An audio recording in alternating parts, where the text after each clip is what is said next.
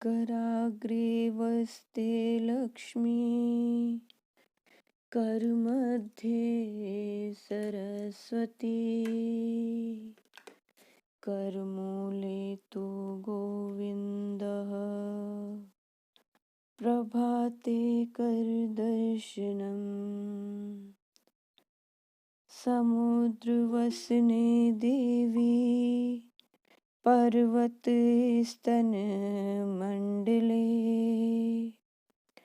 विष्णुपत्नी नमस्तुभ्यं पादस्पर्शं क्षमस्व मे गंगे च यमुने चैव गोदावरी सरस्वती नर्मदा सिंधु कावेरी जलेऽस्मिन् सन्निधिं कुरु वक्रतुण्ड महाकाय सूर्यकोटि समप्रभ निर्विघ्नं कुरु मे देव सर्वकार्येषु सर्वदा सरस्वत्यै नमस्तुभ्यं वरदे कामरूपिणी विद्यारम्भं करिष्यामि सिद्धिर्भवतु मे सदा गुरुर्ब्रह्मा गुरुर्विष्णु गुरुर्देवो महेश्वरः गुरु साक्षात् परब्रह्म तस्मै श्री गुरुवे नमः आदित्यस्य नमस्कारान् ये कुर्वन्ति दिने दिने आयु प्रज्ञावलं वीर्यं तेजस्तेषां च जायते ॐ असतो मा सद्गमय तमसो मा ज्योतिर्गमय मृत्योर्मामृतं गमय ॐ शान्ति शान्ति शान्तिः माहेश्वर सूत्र आई ओण रिल रिक ए ओंग यो छय वरट लण या मंगड़ नम जवैया घड़ दश जव गढ़ दश खफु छठ थ चट तबु कपय शश सर हल सर्वेभ्यो नमो नमः।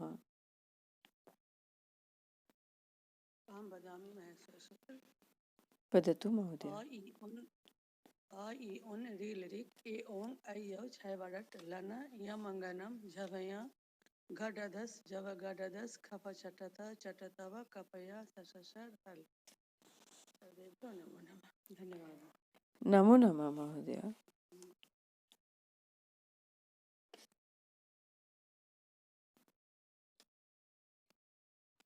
कल प्रथम अध्याय के कल महोदय तो आए नहीं थे। प्रथम अध्याय के 16 श्लोक हो चुके हैं अपने।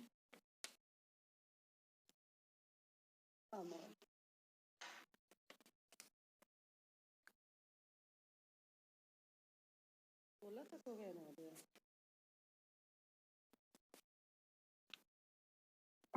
13 तक ही हुआ है महोदय। 13 तक ही हुआ है महोदय। तथा संखाश्च भेर्यश्च यहीं तक हुआ है। आम महोदय। आम महोदय 13 तक ही हुआ है।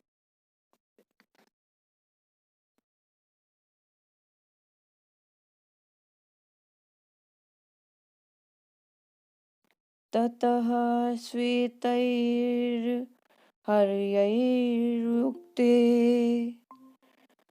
महति स्यन्दने स्थितौ महति स्यन्दने स्थितौ माधवः पाण्डवश्चैव माधवः पाण्डवश्चैव दिव्यौ शङ्खौ प्रधमतुः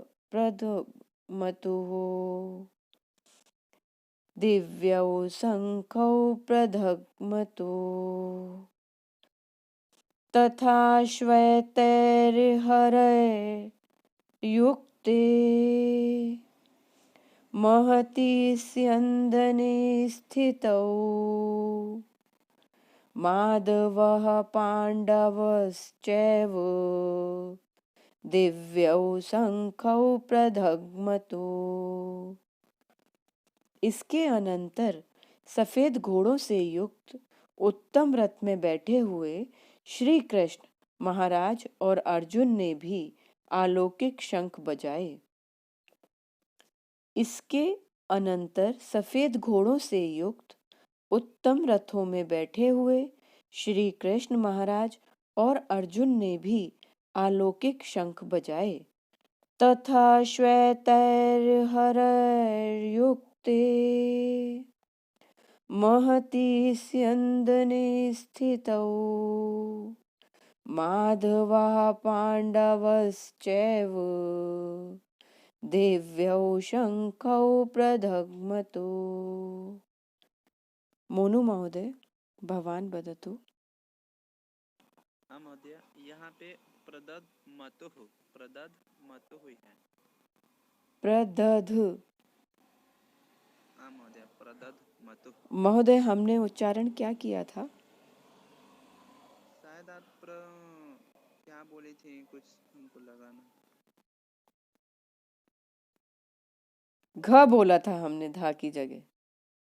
शायद हाँ। जी महोदय। प्रधग्मतु। महोदय यहाँ पे मतु है, प्रधद। जी महोदय। हाँ महोदय भवान वदतु। हाँ महोदय। ततः श्वेतैर्हरैर्युक्ते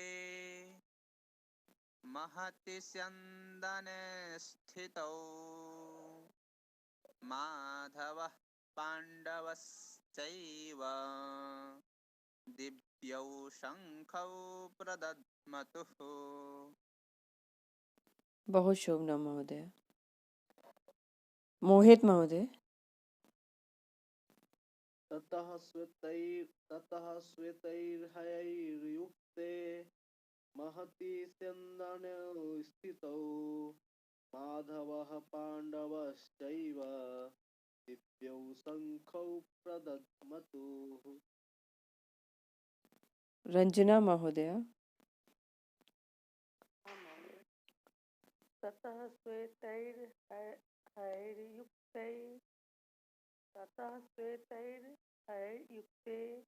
महति स्यन्दने स्थितौ माधवः पाण्डवश्चैव दिव्यौ शङ्खौ प्रदध्मतुः। धन्यवाद। नेहा महोदय। ततः श्वेतैर्हरैर्युक्ते महति स्यन्दने स्थितौ माधवः पाण्डवश्चैव दिव्यौ शङ्खौ प्रदध्मतुः। अहम् अग्रं प्रयासं करोमि। पाञ्चजन्यं हृषीकेशो पाञ्चजन्यं हृषीकेशो देवदत्तं धनञ्जय देवदत्तं धनञ्जय पौण्ड्रं दग्मो महाशङ्खम्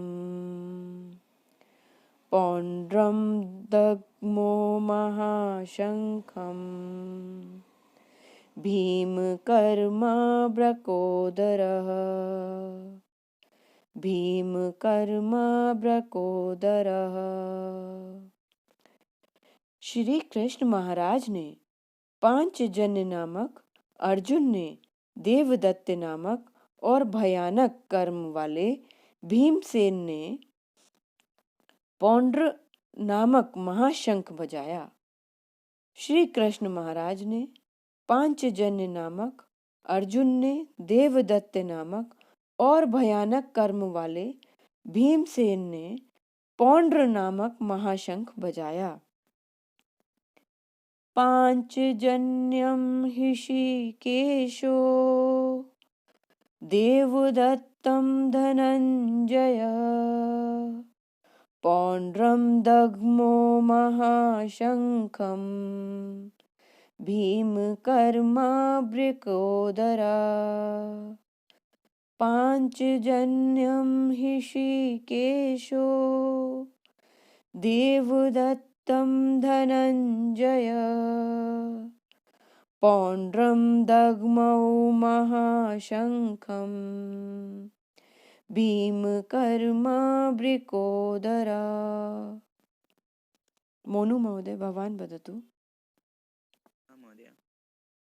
पाञ्चजन्यं हृषीकेशो देवदत्तं धनञ्जयः पौण्ड्रं दद्मौ महाशङ्खं भीमकर्माव्रकोदरः।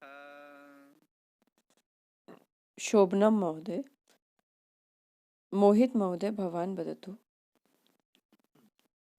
पाञ्चजन्यं ऋषिकेशो देवदत्तं धनञ्जयः पौण्ड्रं दध्मौ महाशङ्खं भीमकर्माव्रकोदरः। सुषमा महोदय।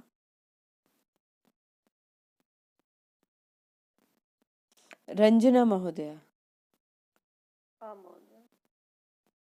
पांचजन्यं ऋषिकेशो देवदत्तं धनञ्जयः पौण्ड्रं दद्मौ महाशङ्खं भीमकर्माव्रकोदरः। नेहा महोदय। पाञ्चजन्यं ऋषिकेशो देवदत्तं धनञ्जयः पौण्ड्रं दद्मो महाशङ्खं भीमकर्माव्रकोदरः। अहम् अग्रिम प्रयासं करोमि। अनंत विजयं राजा अनंत विजयं राजा कुन्तीपुत्रो युधिष्ठिरः कुन्तीपुत्रो युधिष्ठिरः नकुलः सहदेवश्च नकुलः सहदेवश्च सुघोषमणिपुष्पकौ सुघोषमणिपुष्पकौ। कुंती पुत्र राजा युधिष्ठिर ने अनंत विजय नामक और नकुल तथा सहदेव ने सुघोष और मणिपुष्प नामक शंख बजाए। कुंती पुत्र राजा युधिष्ठिर ने अनंत विजय नामक और नकुल तथा सहदेव ने सुघोष और मणिपुष्प नामक शंख बजाए। अनंत विजयं राजा कुन्तीपुत्रो युधिष्ठिरः नकुलः सहदेवश्च सुघोषमणिपुष्पकौ। अनंत विजयं राजा कुन्तीपुत्रो युधिष्ठिरः नकुलः सहदेवश्च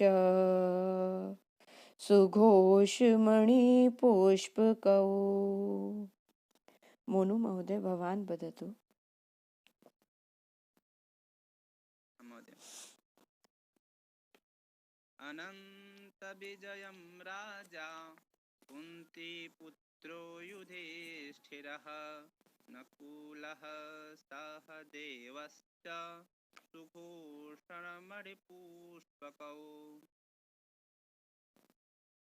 महोदय यहाँ सुघोषी है ना महोदय? हाँ महोदय, सुघोष। जी महोदय।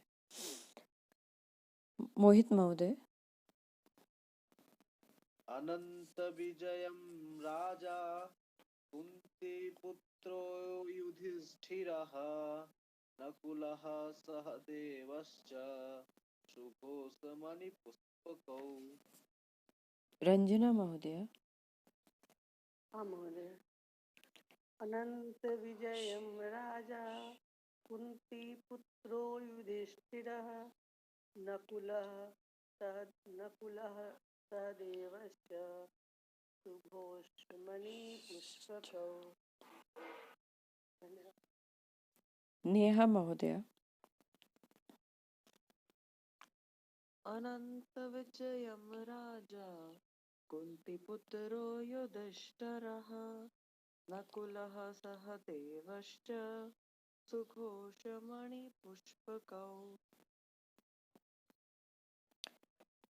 अहम अग्रम प्रयासं करोमि। काश्यश्च परमेश्ववासः काश्यश्च परमेश्ववासः शिखण्डी च महारथः शिखण्डी च महारथः धृष्टद्युम्नो विराटश्च धृष्टद्युम्नो विराटश्च सात्यकिश्चापराजितः सात्यकिश्चापराजितः काश्यश्च परमेश्ववासः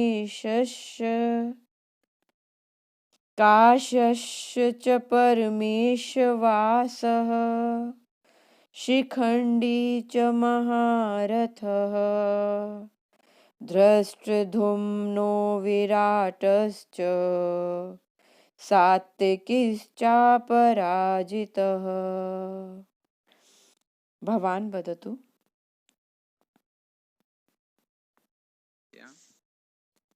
काश्यश्च परमेश्वासः शिखण्डी च महारथः धृष्टद्युम्नो विराटश्च सात्यकिश्चापराजितः द्रौपदो द्रौपदेयाश्च सर्वशः पृथिवीपते सौभद्रश्च महाबाहो शङ्खान् दद्मुः पृथक् पृथक्। नमो नमः महोदय। सर्वेभ्यः नमो नमः। नमो नमः महोदय। नमो नमः।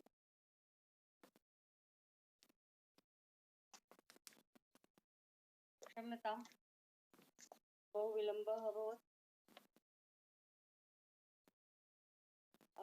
अद्य तु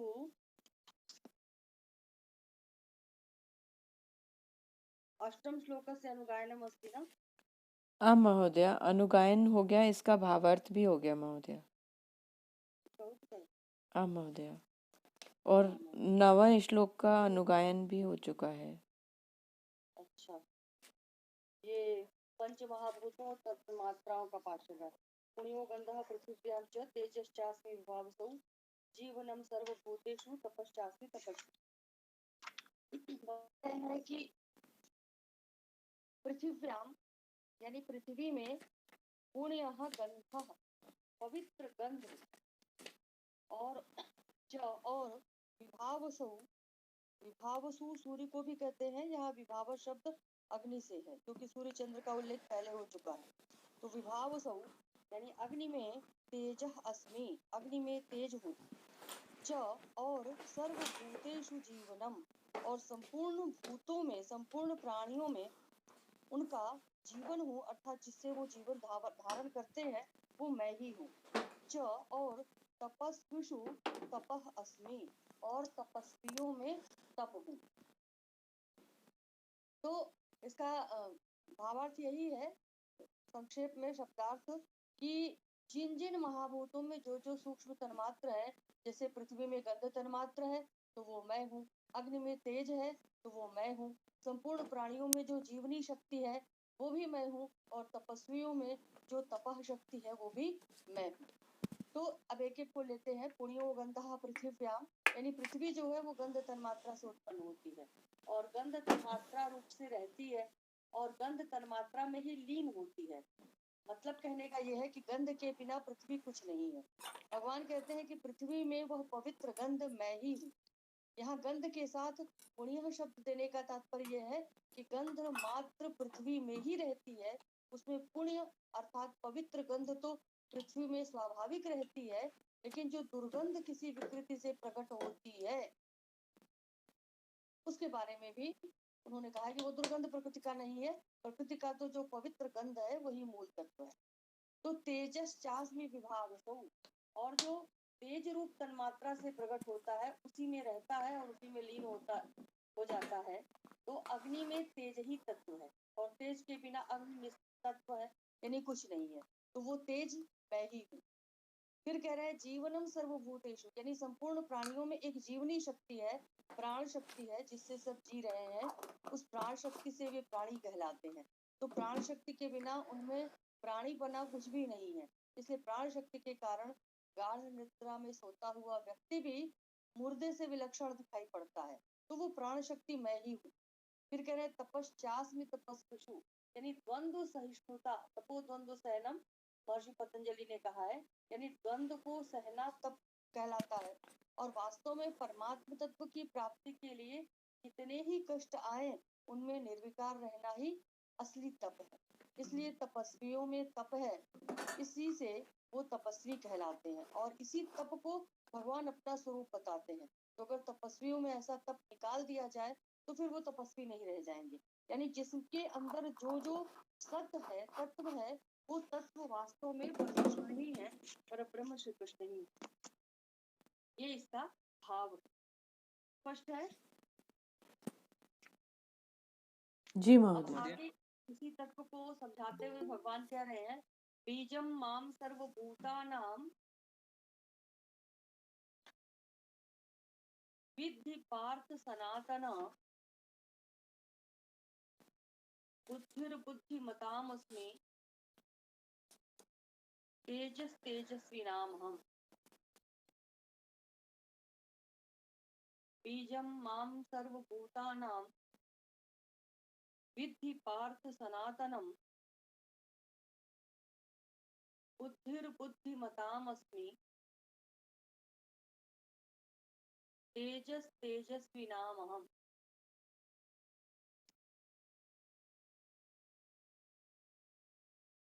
बीजं मां सर्वभूतानां विद्धि पार्थ सनातनम बुद्धिर्बुद्धिमतामस्मि तेजस तेजस्विनामहम्।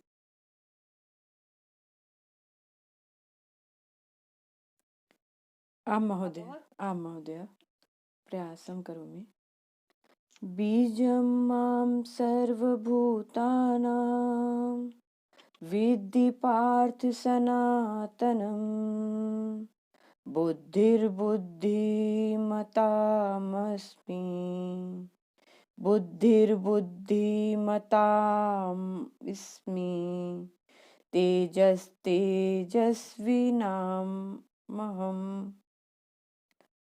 सम्यक् महोदय। बुद्धिर्बुद्धिमतामस्मि, मस्मि अपि उचितं, मताम् अस्मि इति न, मतामस्मि सन्धि कृत्वा एव भवति पठतु। आं महोदय।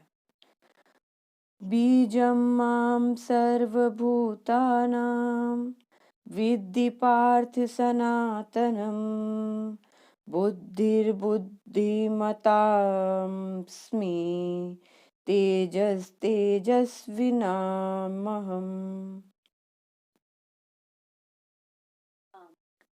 अखिल महोदय नमो नमः। महोदय भवान् वदतु।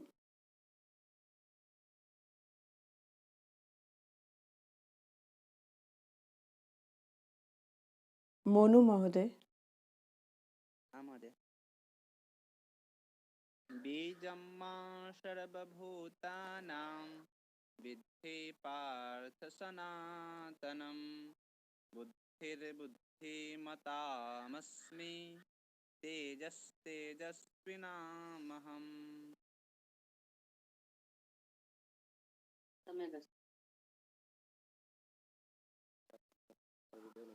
नमो नमः महोदय। नमो नमः।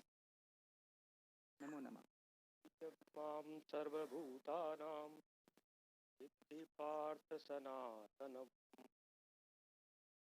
बुद्धिमतामस्मि तेजस्विनामहम्। महोदय। मोहित महोदय।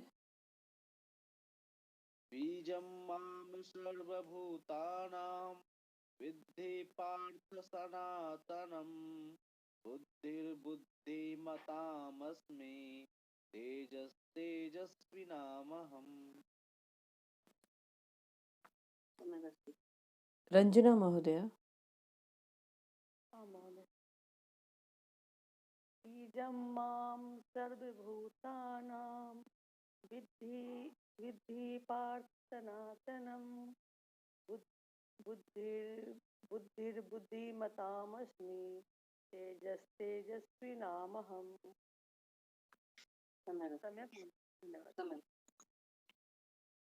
नेहा महोदय।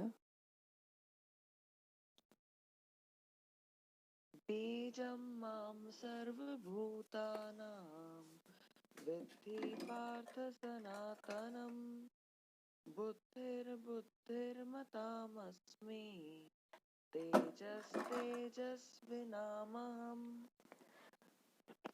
अवध महोदय। अब भगवान कह रहे हैं कि पार्थ अर्थात हे अर्जुन, सर्वभूता नाम यानी संपूर्ण भूतों का, संपूर्ण प्राणियों का, सनातनम बीजम यानी सनातन बीज यानी कारण, माम विद्धि मुझे ही जानो। संपूर्ण प्राणियों का अनादि बीज अनादि कारण मुझे ही जानो। अहम बुद्धिमताम बुद्धि, अहम यानी मैं, बुद्धिमताम बुद्धिमानों में बुद्धि हूँ। तेजस्वी नाम तेज अस्मि और तेजस्वियों का तेज अस्मि तेज हूँ। मैं ही बुद्धिमानों की बुद्धि और तेजस्वियों का तेज हूँ। स्पष्ट है शब्दार्थ? हाँ महोदय। महोदय। अब इसमें भगवान ये बताना चाह रहे हैं कि बीजम माम भूतानां विद्धि पार्थ सनातनम, यानी जो इसी अध्याय के 6ठे श्लोक में भगवान ने कहा है ये उपधारय, और यहाँ कह रहे हैं विद्धि, यानी मात्र संसार में सार रूप से मैं ही हूँ। इसी बात को समझो और समझकर धारण करो, और समझकर धारण करने से असली प्रेम तुम्हारे अंदर जागृत होगा। तो इसी बात को समझाने के लिए भगवान कह रहे हैं कि हे पार्थ, संपूर्ण प्राणियों का सनातन अविनाशी बीज मैं हूँ, यानी सबका कारण मैं ही हूँ। संपूर्ण प्राणी बीज रूप से मुझसे ही उत्पन्न होते हैं और मुझ में ही रहते हैं और अंत में मुझ में ही विलीन हो जाते हैं। मेरे बिना प्राणी की स्वतंत्र सत्ता नहीं है। तो जितने बीज होते हैं वे सब वृक्ष से उत्पन्न होते हैं और वृक्ष पैदा करके नष्ट हो जाते हैं। लेकिन यहाँ जिस बीज का वर्णन है वो बीज सनातन है, यानी आदि अंत से रहित, यानी अनादि और अनंत है। और इसी बात को अभी आगे भी हम पढ़ेंगे। भगवान ने 9वें अध्याय में भी कहा है, अव्यय बीज कहा है। तो ये चेतन तत्व अव्यय यानी अविनाशी है। ये स्वयं विकार रहित रहते हुए ही संपूर्ण जगत का उत्पादक है, आश्रय है और प्रकाशक है और जगत का कारण भी है। तो गीता में बीज शब्द कहीं भगवान और कहीं जीवात्मा दोनों के लिए आया है। यहाँ जो बीज शब्द आया है वो भगवान का वाचक है, क्योंकि यहाँ कारण रूप से विभूतियों का वर्णन है, क्योंकि 10वें अध्याय में भी वहां पे भगवान ने विभूति पाद वो है 10वां अध्याय, तो वहां भी बीज शब्द भी भगवान का ही वाचक है, क्योंकि वहां उनको संपूर्ण प्राणियों का कारण कहा गया है। और अभी हम लोग 9वें अध्याय में भी पढ़ेंगे, वहां भी शब्द भी भगवान के लिए आया है, क्योंकि वहीं पर भगवान ने कहा है सद सच्चा हम अर्जुन, यानी सत्य मैं हूँ असत भी मैं हूँ, तो कार्य और कारण सब मैं ही हूँ, ये भगवान ने बताया है। तो सब कुछ भगवान ही होने से बीज शब्द भगवान का वाचक है। और 14वें अध्याय में भी आया है अहम बीज प्रदा पिता, यानी मैं बीज प्रदान करने वाला पिता हूँ। ऐसा होने से ये जो बीज शब्द है ये जीवात्मा का वाचक है। तो बीज शब्द जीवात्मा वाचक तब होता है जब ये जड़ के साथ अपना संबंध मान लेता है, नहीं तो वो भगवान के ही स्वरूप का वाचक होता है। फिर भगवान ने कहा है बुद्धिर बुद्धिमताम अस्मि, यानी बुद्धिमानों में बुद्धि मैं हूँ। बुद्धि के कारण ही वो बुद्धिमान होते हैं, अगर उनमें बुद्धि न रहे तो उनकी बुद्धिमान संज्ञा बनेगी ही नहीं। और तेजस्वी नाम तेजस्वी नाम हम, यानी तेजस्वियों में तेज मैं हूँ। ये तेज जो है वो दैवी संपत्ति का एक गुण है। तो तत्वज्ञ जीवन मुक्त महापुरुषों में एक विशेष तेज, एक विशेष शक्ति रहती है, जिसके प्रभाव से निर्गुण दुराचारी मनुष्य भी सद्गुण और सदाचारी बन जाते हैं। तो ये तेज भी भगवान का ही स्वरूप है। तो विशेष बात यहाँ पे ये है कि भगवान ही संपूर्ण संसार के कारण है, संसार के रहते हुए भी वो सब में परिपूर्ण है और सब संसार के मिटने पर भी वही रहते हैं। तो इससे यही बात सिद्ध होती है कि सब कुछ भगवान ही है। इसके लिए उपनिषदों में सोना, मिट्टी और लोहे का दृष्टांत दिया गया है कि जैसे सोने से बने हुए सब गहने सोना ही है, मिट्टी से बने हुए घट, शराब, जितने भी पात्र हैं वो सब मिट्टी ही है, लोहे के बने हुए जितने अस्त्र शस्त्र कवच जो कुछ भी है वो सब लोहा ही है। ऐसे ही भगवान से उत्पन्न हुआ ये संपूर्ण संसार भगवान ही। लेकिन गीता में भगवान ने बीज का दृष्टांत दिया है कि संपूर्ण संसार का बीज मैं हूँ। बीज वृक्ष से पैदा होता है और वृक्ष को पैदा करके स्वयं नष्ट हो जाता है, यानी बीज से अंकुर निकल आता है और अंकुर से बीज हो जाता है और बीज स्वयं मिट जाता है। लेकिन भगवान ने अपने को संसार मात्र का बीज कहते हुए भी ये एक विलक्षण बात बताई है कि मैं अनादि बीज हूँ, यानी पैदा हुआ बीज नहीं हूँ। बीजम माम सर्वभूतानां विद्धि पार्थ सनातनम, और मैं अविनाशी बीज हूँ, बीजम अव्ययम। तो अविनाशी बीज कहने का मतलब यह है कि संसार मुझसे उत्पन्न हो जाता है, लेकिन मैं मिटता नहीं हूँ, जैसे का तैसा ही रहता हूँ। तो सोना, मिट्टी, लोहे के दृष्टांत में गहनों में सोना दिखाई पड़ता है, बर्तनों में मिट्टी दिखाई पड़ता है, अस्त्र शस्त्रों में लोहा दिखाई पड़ता है, लेकिन संसार में परमात्मा हमको दिखाई नहीं पड़ता। तो अगर बीज का दृष्टांत ले ले तो वृक्ष में बीज नहीं दिखाई पड़ता है। जब वृक्ष में बीज आता है तब पता चलता है कि इस वृक्ष में ऐसा बीज है जिससे ये वृक्ष पैदा हुआ। तो संपूर्ण वृक्ष बीज से ही निकलता है और बीज में ही समाप्त हो जाता है, और वृक्ष का आरंभ बीज से होता है और अंत भी बीज में हो जाता है। तो वो वृक्ष चाहे 100 वर्ष तक रहे, लेकिन उसकी अंतिम परिणति बीज में ही होगी, बीज के सिवा और कुछ नहीं हो सकता। तो ऐसे ही भगवान संसार के बीज है, यानी भगवान से ही संसार उत्पन्न होता है और भगवान में ही लीन हो जाता। अंत में एक ईश्वर ही बाकी रहते, शिष्यते शेष संज्ञा, श्रीमद् भागवत में कहे हैं। तो वृक्ष दिखाई देते हुए भी ये बीज ही है, ऐसा जो जानते हैं वो वृक्ष को ठीक ठीक जानते हैं, और जो बीज को न देख करके केवल वृक्ष को देखते हैं वो वृक्ष के तत्व को नहीं जानते। तो भगवान यहाँ बीजम माम सर्वभूता नाम कहकर सबको ये बताना चाह रहे हैं कि तुमको जितना ये संसार दिखाई पड़ता है, इसके पहले मैं ही था, और मैं एक ही प्रजा रूप से बहुत रूपों में प्रकट हो गया हूँ। एको हम बहुश्याम प्रजा, ये सब उपनिषदों में ये मंत्र आए हैं। तो इनके समाप्त होने पर मैं ही रह जाता हूँ। मतलब कहने का यह है कि पहले मैं ही था, पीछे मैं ही रहता हूँ, तो बीच में भी मैं ही। ये बात हम लोग दूसरे अध्याय में भी पढ़ चुके हैं। तो ये संसार पांच भौतिक भी उन्हीं को दिखाई पड़ता है जो विचार करते हैं, नहीं तो ये पांच भौतिक भी नहीं दिखाई पड़ता है। जैसे कोई कह दे कि ये अपने सब के सब शरीर पार्थिव यानी पृथ्वी से पैदा होने वाले हैं, इसलिए इनमें मिट्टी की प्रधानता है, तो दूसरा कहेगा कि ये मिट्टी कैसे है, मिट्टी से तो हाथ धोते हैं, मिट्टी से तो बर्तन बनाते हैं, मिट्टी की तो जमीन है, मिट्टी तो रेती होती है, तो ये शरीर मिट्टी नहीं है। इस तरह से मिट्टी होता हुआ भी उसको मिट्टी नहीं दिखाई पड़ता है, लेकिन ये संसार जितना दिखाई पड़ता है उसको जलाकर राख कर दिया जाए तो अंत में एक मिट्टी ही हो जाता है। और हमारे शरीर की भी साथ यही है कि माता पिता के अंश से शरीर बनता है और वो अन्न से पैदा होता है, अन्न मिट्टी से पैदा होता है, इसलिए ये शरीर मिट्टी से ही पैदा होता है और अंत में मिट्टी में ही विलीन हो जाता है। और अंत में शरीर की 3 गतियां होती हैं, चाहे उसको जमीन में गाड़ दिया जाए, चाहे जला दिया जाए, चाहे वो पशु पक्षी का भोजन बन जाए, तो तीनों ही उपाय से वो अंत में मिट्टी हो जाता है।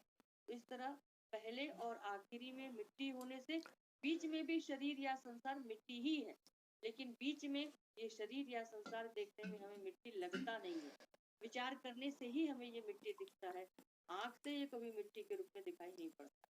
तो इसी तरह से ये संसार विचार करने से परमात्मा स्वरूप दिखाई पड़ता है। और विचार करें तो जब भगवान ने ये संसार रचा तो कहीं से कोई सामान नहीं मंगवाया जिससे संसार को बनाया हो, और बनाने वाला भी दूसरा नहीं हुआ, तो आप ही संसार को बनाने वाले हैं, आप ही संसार बन गए। जैसे वेदांत दर्शन में उदाहरण दिया जाता है कि ब्रह्म जो है वो लूता की तरह सृष्टि की रचना करता है। लूता यानी मकड़ी, जैसे मकड़ी अपने ही शरीर से जाले को निकालता है और उस जाले में रहता है, फिर उस जाले को अपने अंदर समेट लेता है, तो वैसे ही ब्रह्म भी संसार की रचना करने के लिए किसी उपादान कारण की बाहर से उसको एकत्रित नहीं करता है, स्वयं से ही सृष्टि रूप में परिणत हो जाता है और स्वयं ही संसार कर लेता है। तो लीला कहा गया है कि इसके पीछे ब्रह्म की लीला होती है, जब उनकी लीला करने की इच्छा होती है तो वो सृष्टि करते हैं। तो शरीरों की रचना करके आप ही उनमें प्रविष्ट हो गए हैं, ये भी बात तैत्तरीय उपनिषद में कही, तत्सृष्ट्वा तदेवानुप्रविशत्, यानी ईश्वर संसार की सृष्टि करके उसी में सत्व रूप से प्रविष्ट हो गए। तो इन जीव जो शरीर रूप से जीव हैं, तो शरीरों में जीव रूप से भी वो परमात्मा ही है और ये संसार भी परमात्मा का ही स्वरूप है। ये बात भगवान यहाँ पे हमें समझा रहे हैं, अर्जुन को समझा रहे हैं। स्पष्ट है? हाँ महोदय। अखिल महोदय, भवान किंचित वदतु।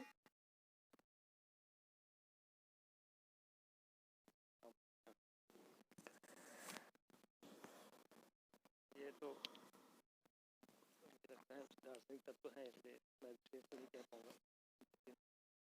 जो प्रसंग मैंने पढ़ा था पहले की चर्चा हम लोगों ने की है, विशिष्टाद्वैत की बात चली थी, आचार्य जी ने उदाहरण दिया था, उसका बेल का उदाहरण दिया था। यही तत्व है, उससे बेल बनता है, बेल के अंदर का गूदा भी और उसका खोपड़ा भी। तत्व की चाहिए तो अलग कर देते हैं, गूदा अलग कर देते हैं, लेकिन संपूर्ण कितना था ये जानने के लिए तो खोपड़ा और बेल सब मिलाना पड़ता है। तो संकेत वहाँ से मिलता है कि वृक्ष में जब बनता है तो उसमें वहाँ कोई भेद नहीं होता है, दोनों एक ही से होता है, एक ही काट से बना हुआ होता है, लेकिन अलग अलग स्वरूप हो जाता है। तो आपने समझाया, वो अच्छे तरीके से समझा दिया, उसको कोई विशेष मुझे नहीं कहना है, लेकिन इससे जरूर हमारे चिंतन का होना चाहिए कि ये संपूर्ण संसार होके बने हुए हैं। जो मैंने समझा था बहुत पहले कि पहले हमारा द्वैत भाव रहता है, ईश्वर हमसे अलग हैं और मैं अलग, अद्वैत भाव आता है तो व्यक्ति जानता है कि हाँ मैं ही ईश्वर, और विशिष्टाद्वैत की जो अवस्था आती है उसमें आता है कि केवल मैं ही नहीं, ये संपूर्ण जगत जो हुआ है ये केवल ईश्वर ही है, वो इस रूप में हमें सामने दिखाई दे रहे हैं। अलग अलग अवस्थाएं होती हैं, इनमें कोई भेद नहीं, दृष्टिकोण से ये बातें कही गई। भगवान और भी स्पष्ट तरीके से छोटी छोटी चीज़ों हर एक बात में जा जा करके बता रहे हैं, उनमें से उनका विशिष्ट गुणों में भगवान का अंश हमें देखना चाहिए। ऐसे हम लोगों की बुद्धि को विभाजित करने के लिए सब चीज़ें भगवान कह रहे हैं और हमको चिंतन का एक विषय भी दे रहे हैं, समझ करके हम शायद अपनी भक्ति को और भी बढ़ा सकते हैं।